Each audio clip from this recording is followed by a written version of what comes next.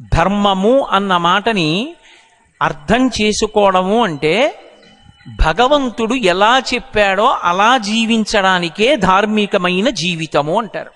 భగవంతుడు చెప్పినట్టు జీవించడం అన్న మాట ఎందుకు వస్తుంది అసలు? ఏమి బుద్ధినిచ్చిన వాడు నీ ఇష్టం వచ్చినట్లు ప్రవర్తించని ఎందుకు అనకూడదు? మీరొక్కటి ఆలోచించండి. నా కొడుక్కి ఫీజు నేనే కడతాను, నా కొడుకుని ఒక కాలేజీలో నేనే చేర్పించాను, వాడికి పుస్తకాలు నేనే కొనిచ్చాను.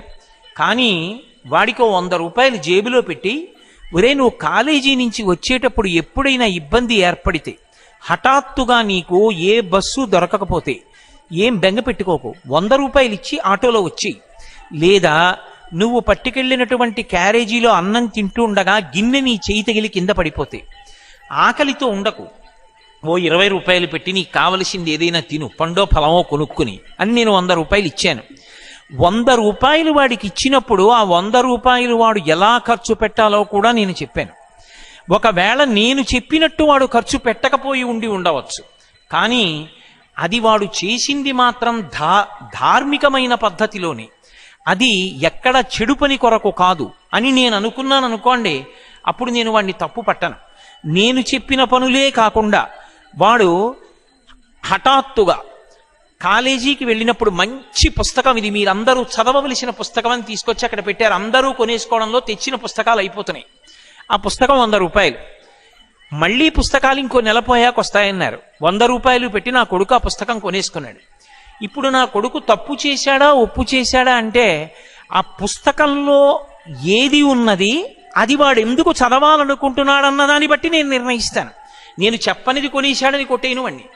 వాడు కొనుక్కున్న పుస్తకం వాడికి అభ్యున్నతిని కల్పించేదనుకోండి, పరమాచార్య స్వామి వారి అనుగ్రహ భాషణముల సంకలనం అది. నేను పరమ సంతోషించి నా కొడుకుని కౌగిలించుకుంటాను. 100 రూపాయలు ఇచ్చిన నేను నా కొడుకు దాన్ని ఎలా ఖర్చు పెట్టుకోవాలో చెప్పాను. జ్ఞానేంద్రియ కర్మేంద్రియములనిచ్చి, మనసునిచ్చి, బుద్ధినిచ్చి, ఇంత శక్తిని మనుష్యునకు పెట్టినటువంటి పరమేశ్వరుడు వీటిని ఎలా వాడుకోవాలో చెప్పకపోతే నాశనం చేసేయడానికి ఒక్క ఇంద్రియం చాలు. ఒక్క కన్ను బాగా పనిచేసినందుకు ఒక జాతి నశించిపోతోంది. చూపుకి ఆకర్షింపబడుతుంది దీపపు పురుగు, దీపాన్ని చూసి అది తినే వస్తువు అనుకుని వెళ్ళి దీపం మీద వాలుతుంది, రెక్కలు ఊడి కింద పడిపోతుంది. అరే ఇన్ని పురుగులు కింద పడిపోయి మనం ఎందుకురా వాడమని ఆలోచించవు, వెళ్ళి వాలుతూనే ఉంటాయి, కింద పడిపోతూనే ఉంటాయి, కుప్పలు కుప్పలుగా పడిపోతాయి, రెక్కలు పక్కన పడిపోతాయి పురుగులు.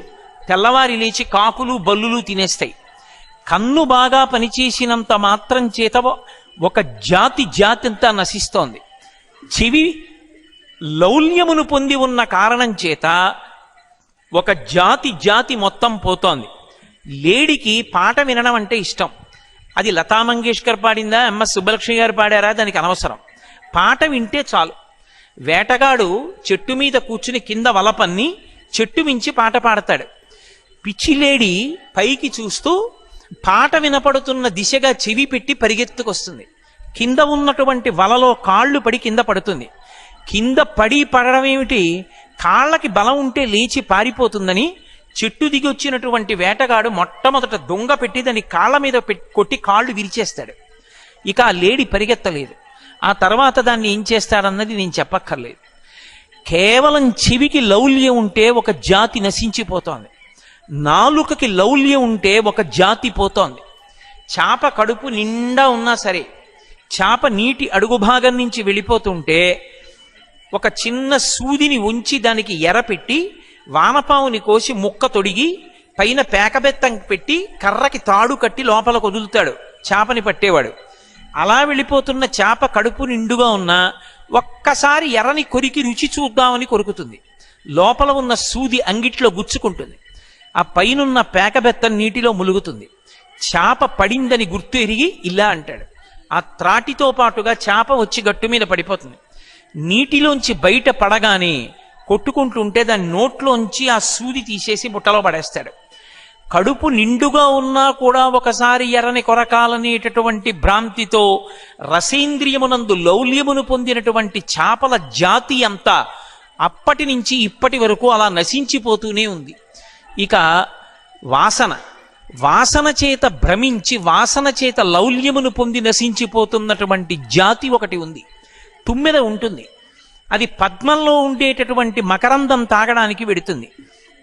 వెళ్ళి ఆ పద్మంలో కూర్చుని మకరంద పానం చేసేస్తుంది. కడుపు నిండిపోయింది, ఎగిరి వెళ్ళిపోవచ్చుగా. ఆ కేసరముల నుండి వచ్చేటటువంటి పుప్పుడి వాసన చూస్తూ ఎంత బాగుందో ఈ వాసనని పద్మంలో పడుకుంటుంది. కడుపు నిండా తేనె తాగిందేమో, తేనెకి మత్తెక్కించే గుణం ఉంటుంది, నిద్ర పట్టేస్తుంది. సాయంకాలం అవగానే పద్మానికి ముడుచుకునే లక్షణం ఉంటుంది, చంద్రోదయానికి ముడుచుకుంటుంది. ముడుచుకుంది కాబట్టి ఇప్పుడు అందులో ఉన్నటువంటి తుమ్మెదకి పైకి రావడం చేత కాక కొట్టుకుంటుంటుంది. సాయంకాలం అయితే నీళ్లు తాగడానికి ఏనుగులు వస్తాయి. వచ్చి సరోవరంలో ఉన్న పద్మం యొక్క తూడు తమ తొండంతో పెరికి బయట పారేసి తమ కాలితో తొక్కుతాయి.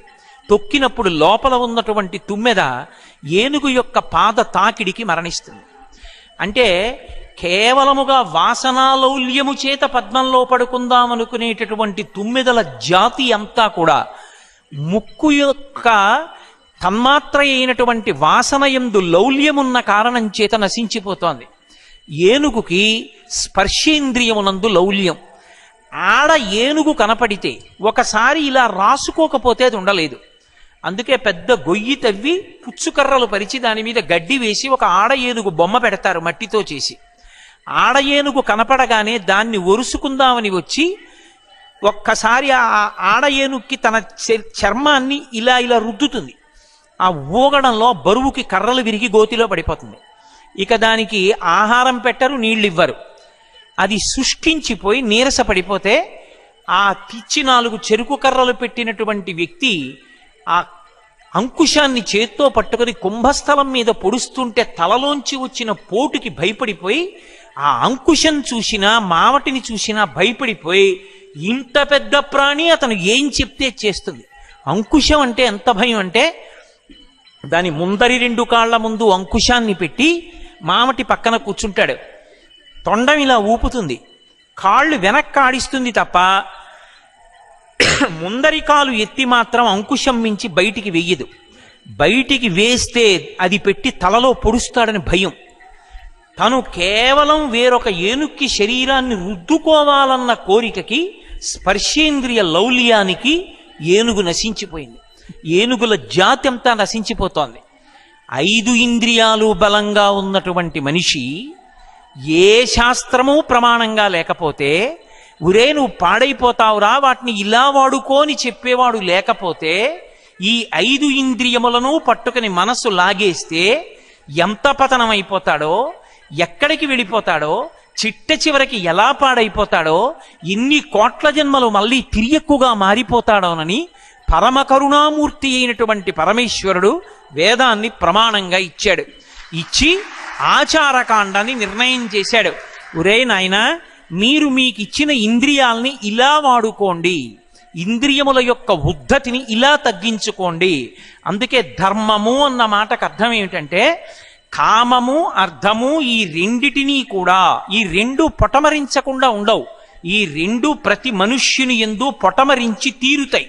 అవి లేకుండా ఎవరు ఉండడు. కానీ భగవంతుడు చెప్పిన మార్గంలోకి మళ్ళిస్తారు. ఆ మార్గంలోకి మళ్ళితే అది బంధనహేతువు కాదు. ధర్మం ఒక చట్రము. ఆ చట్రములోంచి మీరు వెళ్ళినంత కాలం సురక్షితం. పట్టాల మీద రైలు వెళ్ళినంత కాలం రైలు సురక్షితం. ఆకాశంలో వెళ్ళి క్షేమంగా భూమి మీదకి దిగితే విమానం సురక్షితం. నీటిలోనే ప్రయాణం చేస్తే ఓడ సురక్షితం. ధర్మచట్రంలోకి ఇమిడితే మనం సురక్షితం. ధర్మం ఎవరు చెప్పాలి అంటే వేదం చెప్తుంది. ఇలా బ్రతుకు, స్నానం ఇలా చెయ్యి, నిద్ర ఇలా లే, అన్నం ఇలా తిను, బట్ట ఇలా కట్టుకో, నిద్ర ఇలా నిద్రపో, తాంబూలం ఇలా వేసుకో, ఆశ్రమం ఇలా ఉండు, వర్ణము ఇలా ఉండాలి. అందుకే ధర్మము దేని మీద ఆధారపడుతుంది అంటే వర్ణాశ్రమముల మీద ఆధారపడుతుంది. ధర్మము ఇక దేని మీద ఆధారపడదు. వేదమతమునందు నిర్ద్వందంగా నిర్భయంగా చెప్పవలసిన మాట ఇదే. ఇంకొక మాట చెప్పడం సాధ్యం కాదు. ధర్మము దేని మీద ఆధారపడుతుంది అంటే వర్ణము ఆశ్రమము ఈ 2 మీద ఉంటుంది ధర్మం. అందుకే ఇంత పెద్ద సముద్రమంత వాంగ్మయం ఎందుకు రావలసి వచ్చిందంటే అసలు ధర్మం అనేటటువంటిది అందరికీ ఒకటి ఎప్పుడూ కానే కాదు. నేను ఒక మాట చెప్పి ఇది ధర్మం అండి అన్నాను అనుకోండి, కానీ కాదు.